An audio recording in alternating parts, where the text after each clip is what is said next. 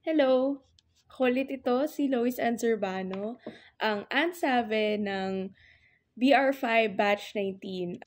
So, dito sa CVAP, marami akong natutunan na lubos kong ipinagpapasalamat.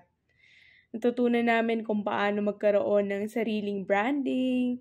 Tinuruan din kami kung paano pangalagaan ang aming mga boses, which is very important. Nakaka-inspire yung mga trainers na nagturo sa amin, ang mga mentors namin, lalong-lalo na si Sir Pocholo. Mas lalo akong naingganyong ituloy ang aking pangarap sa larangan ng voice acting. Maraming salamat, CVAP, sa pagiging daan upang matupad ko ang aking pangarap. Naway marami pa kayong ma-inspire ng mga kagaya kong aspiring voice artist.